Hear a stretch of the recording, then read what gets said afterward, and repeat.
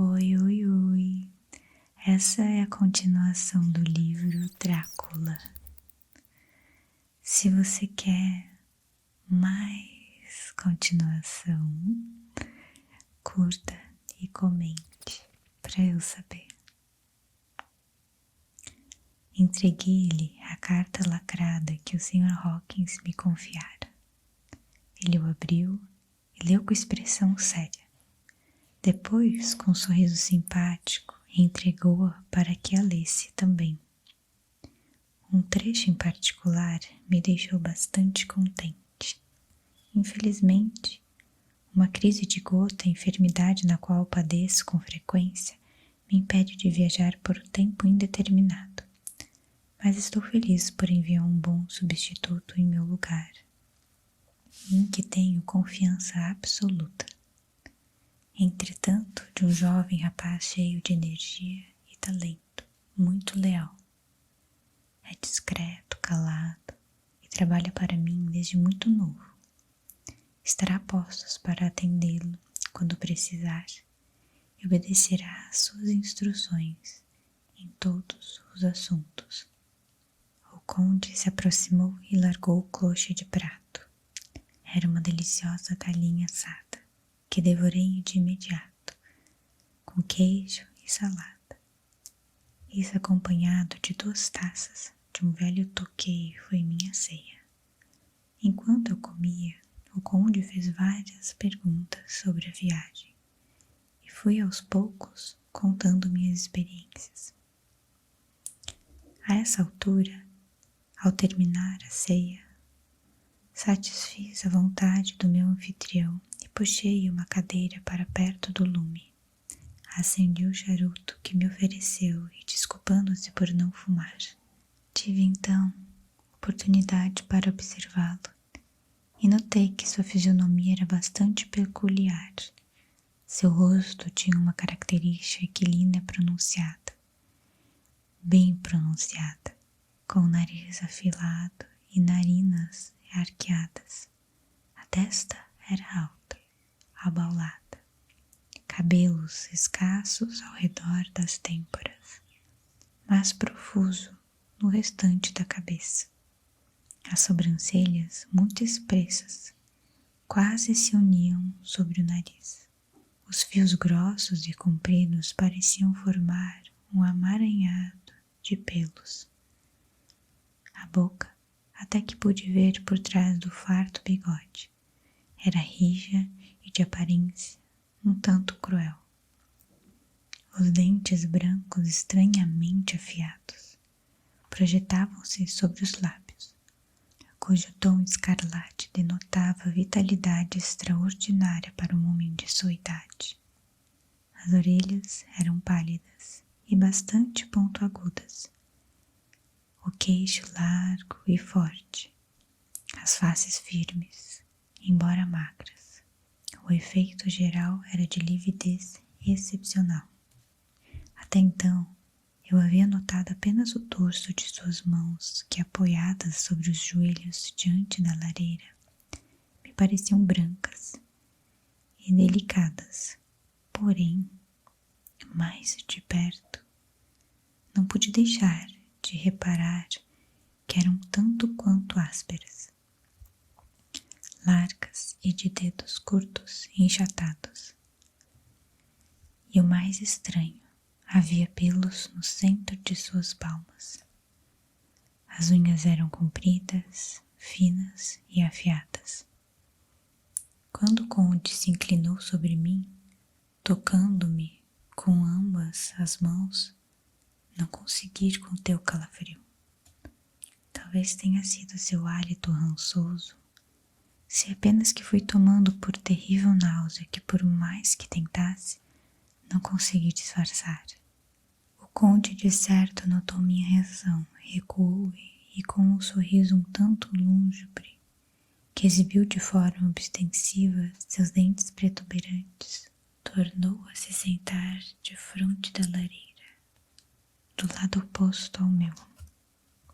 Ficamos alguns minutos em silêncio, e ao olhar na direção da janela, notei os primeiros raios anunciando a aurora.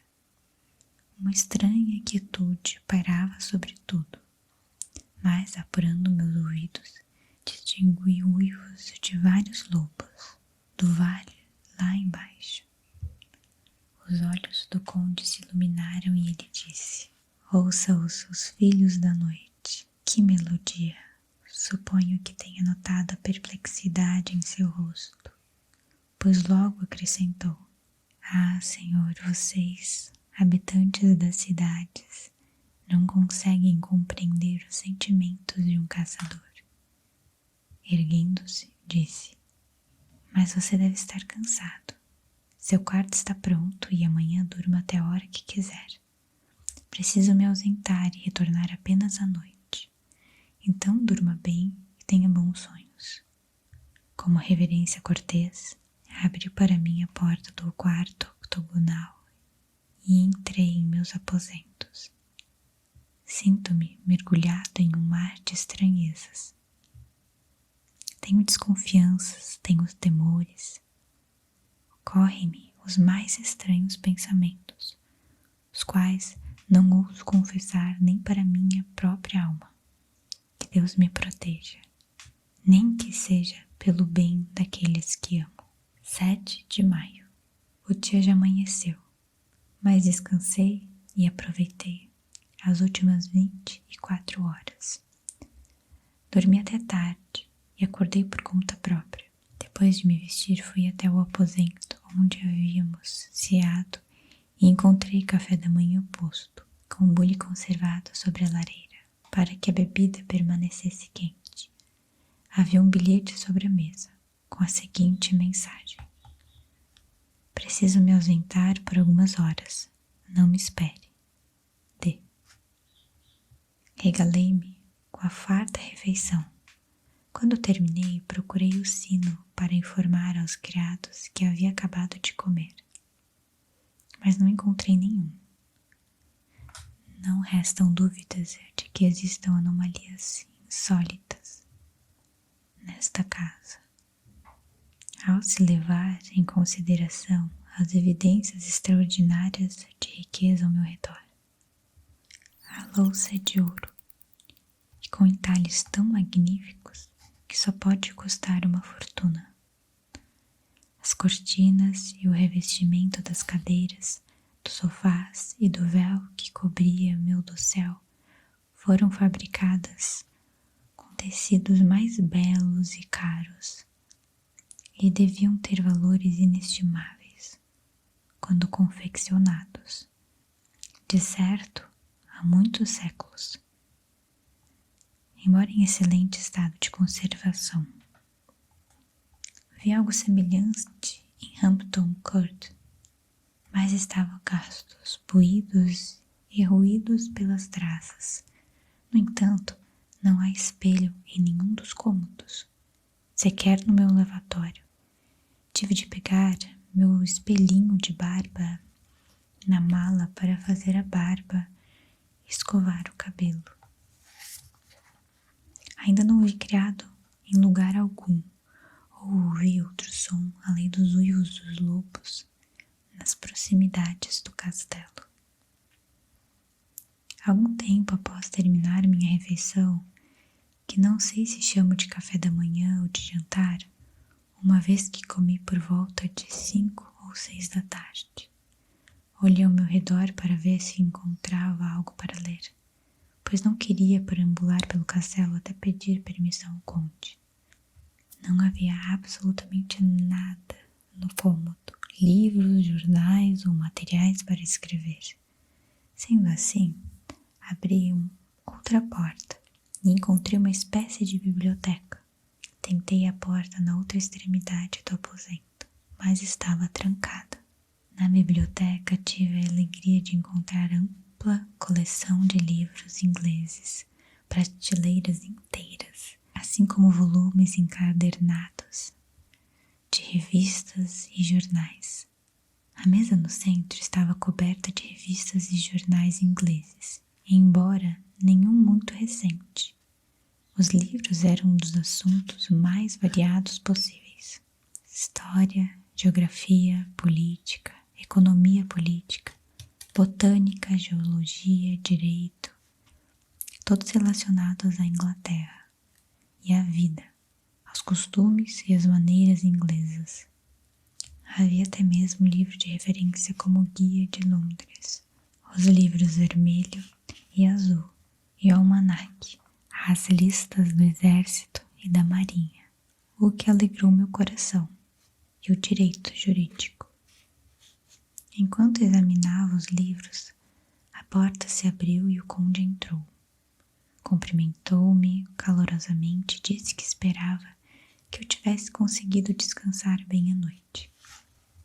Então prosseguiu: estou contente por você ter encontrado este lugar. Creio que vai achar aqui muito mais coisas do seu interesse. Estes companheiros, disse, e colocou a mão em alguns livros, foram meus bons amigos durante muitos anos, desde que tive a ideia de ir para Londres. E me dera muitas, muitas horas de satisfação. Por eles, passei a conhecer sua extraordinária Inglaterra, e quem o conhece não pode deixar de amá-la. Anseio por caminhar pelas apinhadas ruas de sua magnífica Londres, em meio ao tumultuado caos da humanidade, a compartilhar sua vida, suas transformações, sua morte e tudo mais que o define. Mas infelizmente, por enquanto só conheço a língua pelos livros. Conto com você, meu amigo, para aprender a falar o idioma. Mas, conde, respondi, o senhor fala inglês perfeitamente. Ele fez uma sóbria reverência em agradecimento. Muito obrigado, meu amigo, por sua observação extremamente ligeira, mas receio estar ainda mais distante do meu objetivo. É bem verdade que tenho conhecido da gramática e dos vocabulários, mas não sei me expressar direito. Em absoluto, protestei, o senhor se aproxima muitíssimo bem. Nem tanto, retrucou. Sei bem que morando em Londres, interagindo com seus habitantes, logo me reconheceria como estrangeiro. E isso não me agrada. Aqui sou um nobre, um boiardo. As pessoas do povo me conhecem, sou o senhor. Mas um estrangeiro em terra estrangeira não é ninguém. Não há quem o conheça, consequentemente, quem se importe com ele. Não desejo chamar esse tipo de atenção para que ninguém se sobressalte ao meu ver, ou interrompa o que diz ao meu ouvir. E pense, um estrangeiro. Há muitos anos ocupo uma posição de autoridade e gostaria de permanecer como senhor. Ou, no mínimo, não me rebaixasse perante ninguém. Você não está aqui apenas como emissário do meu amigo Peter Hawkins, diz Enter, como discorrer sobre minha nova aquisição imobiliária em Londres. Espero que fique aqui comigo por uns tempos, que para essas nossas conversas eu possa aprender a entonação inglesa. Gostaria também que me corrigisse sempre que cometer um erro, mesmo o mais insignificante, em minha fala. Lamento ter me ausentado por tantas horas hoje, mas você há de perdoar alguém como eu, com tantos assuntos importantes para resolver. Eu, obviamente, manifestei minha disposição em ajudá-lo no que fosse possível e aproveitei para perguntar se poderia frequentar sua biblioteca. Ele respondeu, sim, é claro, mas acrescentou, você pode frequentar todo o castelo à vontade, exceto os aposentos trancados à chave, onde não creio que vá querer perscrutar. Há um motivo para querer que as coisas sejam como são. Se você visse o que vejo e soubesse o que sei, talvez entendesse melhor. Estamos na Transilvânia e a Transilvânia não é a Inglaterra. Nossos costumes são diferentes dos seus. e de certo muitas coisas parecerão estranhas aos seus olhos. Oi, oi, oi. Essa é a continuação do livro Drácula. Se você quer mais continuação, curta e comente para eu saber. Entreguei-lhe a carta lacrada que o Sr. Hawkins me confiara. Ele o abriu e leu com expressão séria. Depois, com um sorriso simpático, entregou-a para que a lesse também. Um trecho em particular me deixou bastante contente. Infelizmente, uma crise de gota, enfermidade na qual padeço com frequência, me impede de viajar por tempo indeterminado. Mas estou feliz por enviar um bom substituto em meu lugar, em que tenho confiança absoluta. Entretanto, de um jovem rapaz cheio de energia e talento, muito leal. É discreto, calado e trabalha para mim desde muito novo. Estará a postos para atendê-lo quando precisar e obedecerá às suas instruções em todos os assuntos. O conde se aproximou e largou o cloche de prato. Era uma deliciosa galinha assada, que devorei de imediato, com queijo e salada. Isso acompanhado de 2 taças de um velho toqueiro foi minha ceia. Enquanto eu comia, o conde fez várias perguntas sobre a viagem e fui aos poucos contando minhas experiências. A essa altura, ao terminar a ceia, satisfiz a vontade do meu anfitrião e puxei uma cadeira para perto do lume. Acendi o charuto que me ofereceu e, desculpando-se por não fumar, tive então oportunidade para observá-lo e notei que sua fisionomia era bastante peculiar. Seu rosto tinha uma característica equilínea pronunciada, bem pronunciada, com o nariz afilado e narinas arqueadas.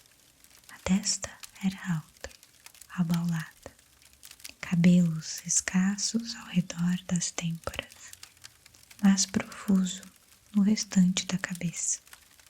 As sobrancelhas, muito espessas, quase se uniam sobre o nariz. Os fios grossos e compridos pareciam formar um amaranhado de pelos. A boca, até que pude ver por trás do farto bigode, era rija e de aparência um tanto cruel. Os dentes brancos estranhamente afiados projetavam-se sobre os lábios, cujo tom escarlate denotava vitalidade extraordinária para um homem de sua idade. As orelhas eram pálidas e bastante pontiagudas, o queixo largo e forte, as faces firmes, embora magras. O efeito geral era de lividez excepcional. Até então, eu havia notado apenas o dorso de suas mãos que, apoiadas sobre os joelhos diante da lareira, me pareciam brancas e delicadas. Porém, mais de perto, não pude deixar de reparar que eram tanto quanto ásperas, largas e de dedos curtos e enxatados. E o mais estranho, havia pelos no centro de suas palmas. As unhas eram compridas, finas e afiadas. Quando o conde se inclinou sobre mim, tocando-me com ambas as mãos, não consegui conter o calafrio. Talvez tenha sido seu hálito rançoso, se apenas que fui tomando por terrível náusea que, por mais que tentasse, não consegui disfarçar. O conde de certo notou minha reação, recuou e com um sorriso um tanto lúgubre, que exibiu de forma ostensiva seus dentes protuberantes, tornou a se sentar defronte da lareira, do lado oposto ao meu. Ficamos há uns minutos em silêncio. e ao olhar na direção da janela, notei os primeiros raios anunciando a aurora. Uma estranha quietude pairava sobre tudo, mas, apurando meus ouvidos, distingui uivos de vários lobos do vale lá embaixo. Os olhos do conde se iluminaram e ele disse: ouça os seus filhos da noite. Que melodia! Suponho que tenha notado a perplexidade em seu rosto, pois logo acrescentou: ah, Senhor, vocês, habitantes das cidades, não conseguem compreender os sentimentos de um caçador. Erguendo-se, disse: mas você deve estar cansado. Seu quarto está pronto e amanhã durma até a hora que quiser. Preciso me ausentar e retornar apenas à noite. Então durma bem e tenha bons sonhos. Com uma reverência cortês, abriu para mim a porta do quarto octogonal e entrei em meus aposentos. Sinto-me mergulhado em um mar de estranhezas. Tenho desconfianças, tenho temores. Ocorrem-me os mais estranhos pensamentos, os quais não ouso confessar nem para minha própria alma. Que Deus me proteja, nem que seja pelo bem daqueles que amo. 7 de maio. O dia já amanheceu, mas descansei e aproveitei as últimas 24 horas. Dormi até tarde e acordei por conta própria. Depois de me vestir, fui até o aposento onde havíamos ceado e encontrei café da manhã posto, com um bule conservado sobre a lareira, para que a bebida permanecesse quente. Havia um bilhete sobre a mesa, com a seguinte mensagem: preciso me ausentar por algumas horas, não me espere. D. Regalei-me com a farta refeição. Quando terminei, procurei o sino para informar aos criados que havia acabado de comer, mas não encontrei nenhum. Não restam dúvidas de que existam anomalias insólitas nesta casa.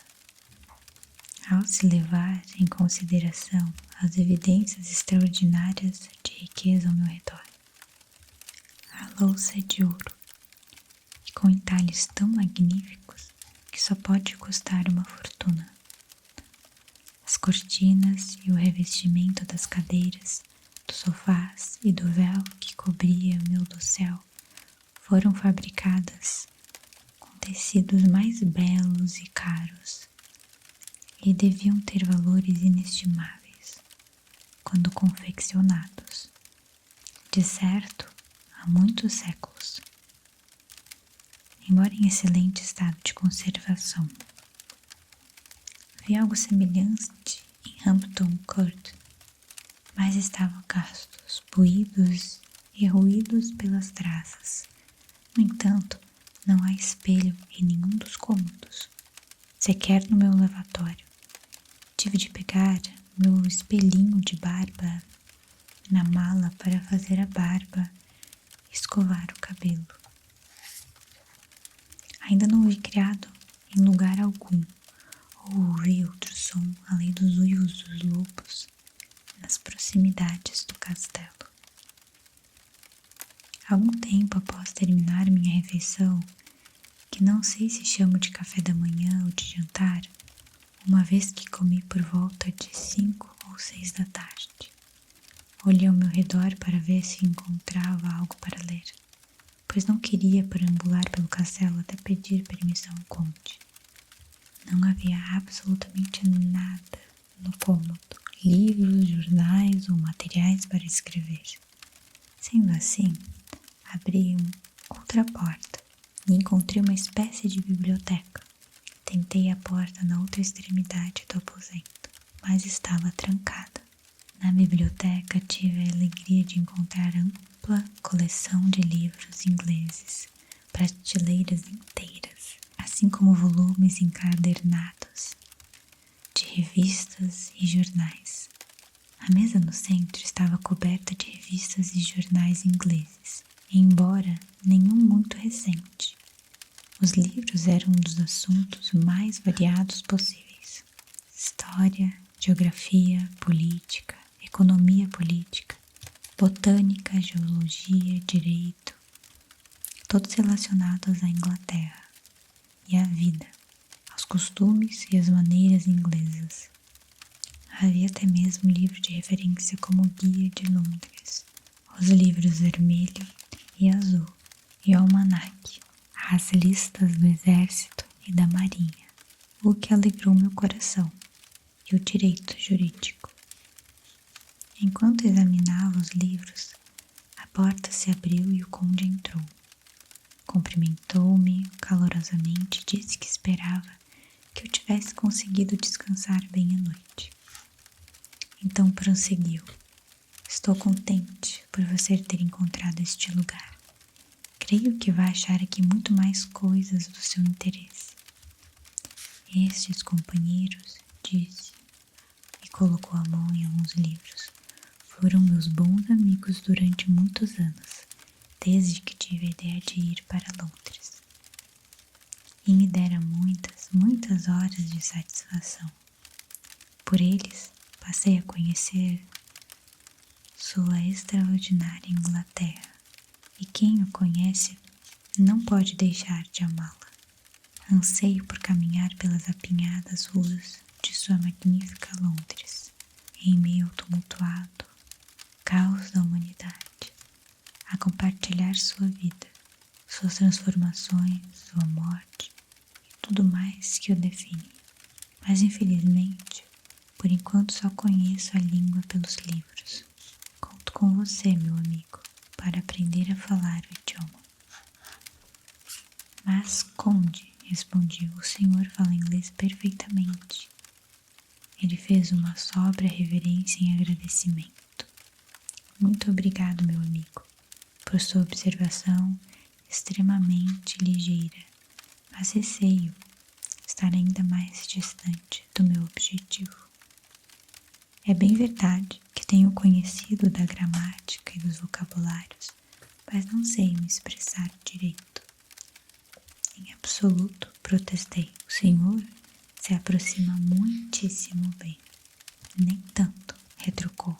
Sei bem que morando em Londres, interagindo com seus habitantes, logo me reconheceria como estrangeiro. Isso não me agrada. Aqui sou um nobre, um boiardo. As pessoas do povo me conhecem, sou o senhor. Mas o estrangeiro em terra estrangeira não é ninguém. Não há quem o conheça. Consequentemente, quem se importe com ele. Não desejo chamar esse tipo de atenção para que ninguém se sobressalte ao meu ver, ou interrompa o que diz ao meu ouvir. E pense, um estrangeiro. Há muitos anos ocupo uma posição de autoridade e gostaria de permanecer como senhor. Ou, no mínimo, não me rebaixasse perante ninguém. Você não está aqui apenas como emissário do meu amigo Peter Hawkins, diz Enter, como discorrer sobre minha nova esquisição imobiliária em Londres. Espero que fique aqui comigo por uns tempos, que para essas nossas conversas eu possa aprender a entonação inglesa. Gostaria também que me corrigisse sempre que cometer um erro, mesmo o mais insignificante, em minha fala.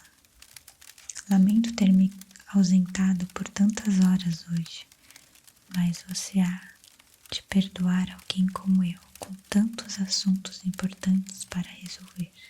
Eu, obviamente, manifestei minha disposição em ajudá-lo no que fosse possível e aproveitei para perguntar se poderia frequentar sua biblioteca. Ele respondeu sim, é claro, mas acrescentou: você pode frequentar todo o castelo à vontade, exceto os aposentos trancados à chave, onde não creio que vá querer perscrutar. Há um motivo para querer que as coisas sejam como são. Se você visse o que vejo e soubesse o que sei, talvez entendesse melhor. Estamos na Transilvânia e a Transilvânia não é a Inglaterra. Nossos costumes são diferentes dos seus, e de certo muitas coisas parecerão estranhas aos seus olhos.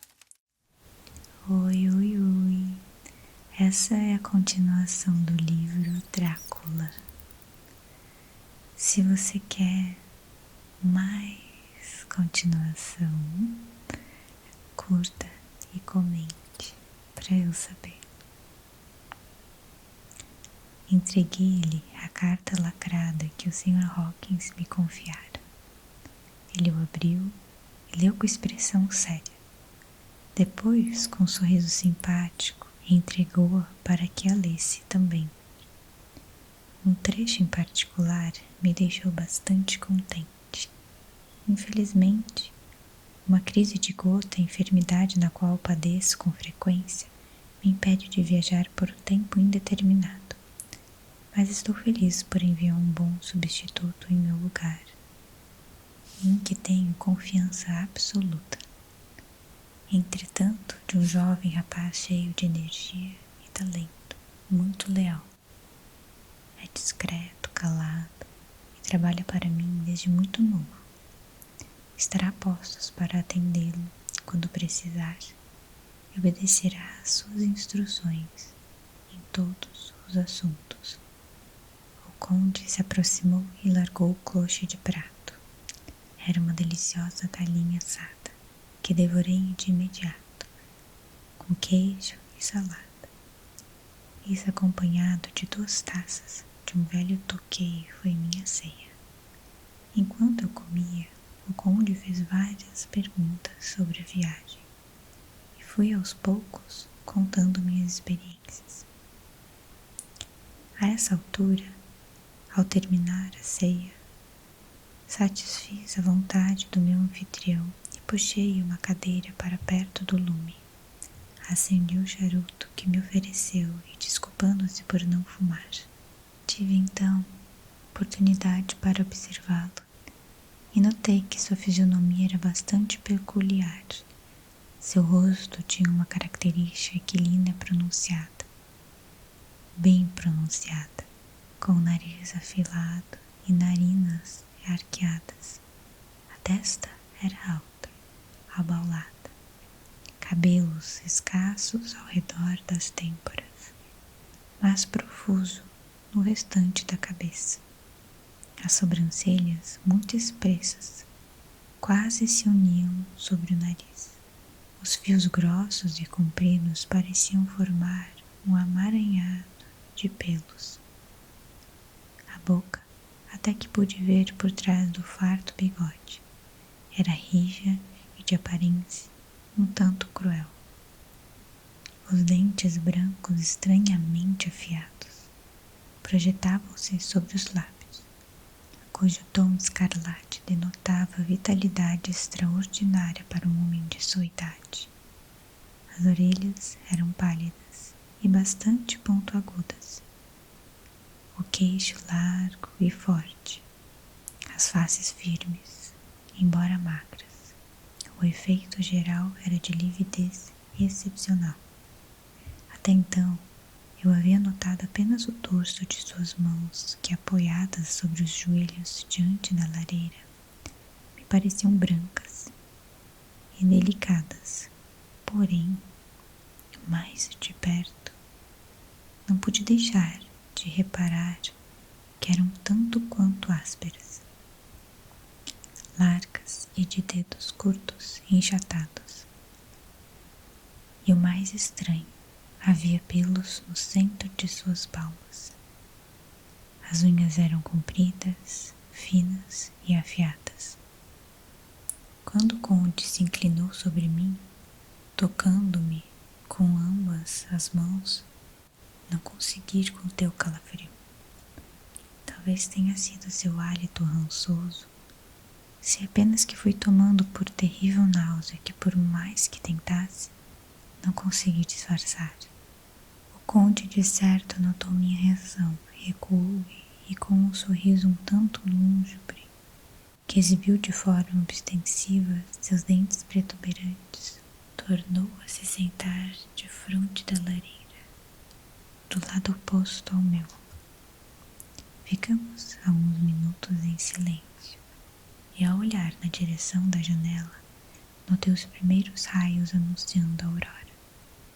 Uma estranha quietude pairava sobre tudo, mas, apurando meus ouvidos, distingui uivos de vários lobos do vale lá embaixo. Os olhos do conde se iluminaram e ele disse: ouça-os, os filhos da noite. Que melodia! Suponho que tenha notado a perplexidade em seu rosto, pois logo acrescentou: ah, Senhor, vocês, habitantes das cidades, não conseguem compreender os sentimentos de um caçador.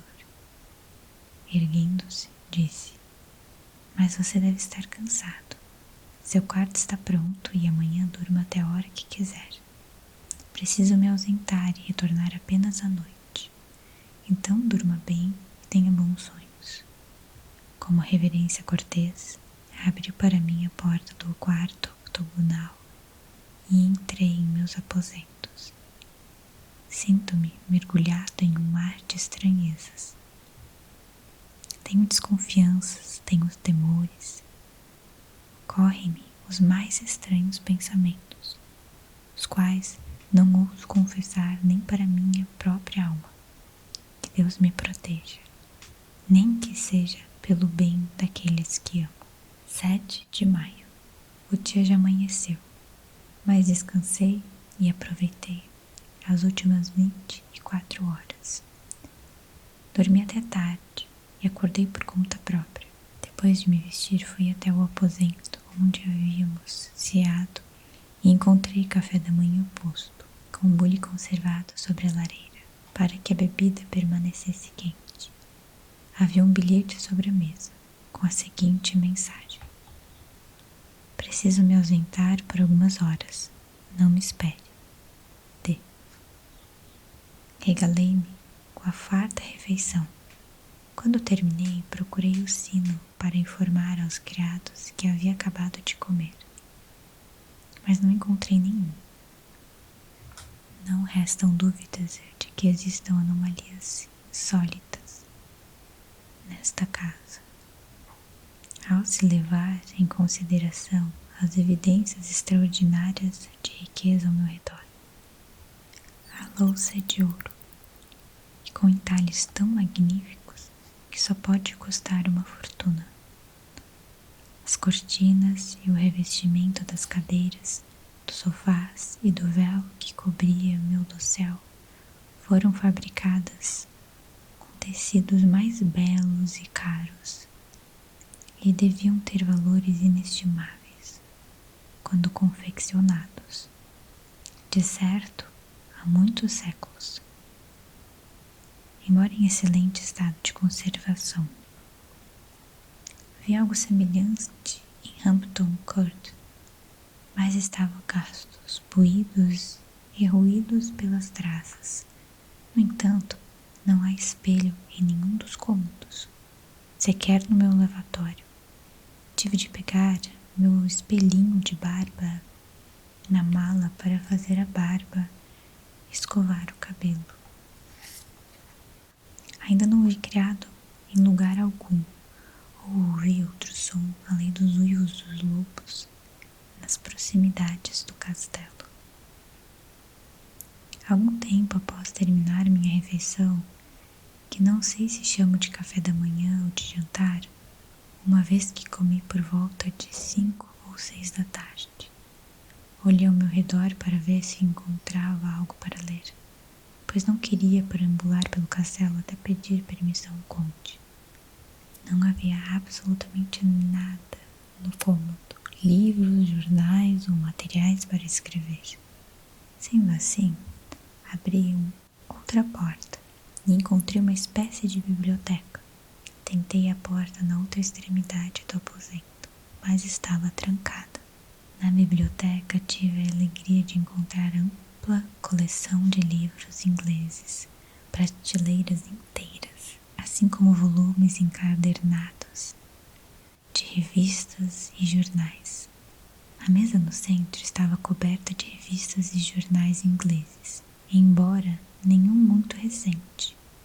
Os livros eram um dos assuntos mais variados possíveis: história, geografia, política, economia política, botânica, geologia, direito, todos relacionados à Inglaterra e à vida, aos costumes e às maneiras inglesas. Havia até mesmo livro de referência como Guia de Londres, os livros vermelho e azul e o almanaque, as listas do exército e da marinha, o que alegrou meu coração, e o direito jurídico. Enquanto examinava os livros, a porta se abriu e o conde entrou. Cumprimentou-me calorosamente e disse que esperava que eu tivesse conseguido descansar bem à noite. Então prosseguiu: estou contente por você ter encontrado este lugar. Creio que vai achar aqui muito mais coisas do seu interesse. Estes companheiros, disse, e colocou a mão em alguns livros, foram meus bons amigos durante muitos anos, desde que tive a ideia de ir para Londres. E me dera muitas horas de satisfação. Por eles, passei a conhecer sua extraordinária Inglaterra, e quem o conhece não pode deixar de amá-la. Anseio por caminhar pelas apinhadas ruas de sua magnífica Londres, em meio ao tumultuado caos da humanidade, a compartilhar sua vida, suas transformações, sua morte e tudo mais que o define. Mas infelizmente, por enquanto só conheço a língua pelos livros. Conto com você, meu amigo, para aprender a falar o idioma. Mas, conde, respondi, o senhor fala inglês perfeitamente. Ele fez uma sóbria reverência em agradecimento. Muito obrigado, meu amigo, por sua observação extremamente ligeira, mas receio estar ainda mais distante do meu objetivo. É bem verdade que tenho conhecido da gramática e dos vocabulários, mas não sei me expressar direito. Em absoluto, protestei, o senhor se aproxima muitíssimo bem. Nem tanto, retrucou. Sei bem que morando em Londres, interagindo com seus habitantes, logo me reconheceria como estrangeiro. Isso não me agrada. Aqui sou um nobre, um boiardo. As pessoas do povo me conhecem, sou o senhor. Mas um estrangeiro em terra estrangeira não é ninguém. Não há quem o conheça, consequentemente, quem se importe com ele. Não desejo chamar esse tipo de atenção para que ninguém se sobressalte ao meu ver, ou interrompa o que diz ao meu ouvir. E pense, um estrangeiro. Há muitos anos ocupo uma posição de autoridade e gostaria de permanecer como senhor. Ou, no mínimo, não me rebaixasse perante ninguém. Você não está aqui apenas como emissário do meu amigo Peter Hawkins, diz Enter, como discorrer sobre minha nova aquisição imobiliária em Londres. Espero que fique aqui comigo por uns tempos, que para essas nossas conversas eu possa aprender a entonação inglesa. Gostaria também que me corrigisse sempre que cometer um erro, mesmo o mais insignificante, em minha fala. Lamento ter me ausentado por tantas horas hoje, mas você há de perdoar alguém como eu, com tantos assuntos importantes para resolver. Eu, obviamente, manifestei minha disposição em ajudá-lo no que fosse possível e aproveitei para perguntar se poderia frequentar sua biblioteca. Ele respondeu sim, é claro, mas acrescentou: você pode frequentar todo o castelo à vontade, exceto os aposentos trancados à chave, onde não creio que vá querer perscrutar. Há um motivo para querer que as coisas sejam como são. Se você visse o que vejo e soubesse o que sei, talvez entendesse melhor. Estamos na Transilvânia e a Transilvânia não é a Inglaterra. Nossos costumes são diferentes dos seus. E de certo muitas coisas parecerão estranhas aos seus olhos.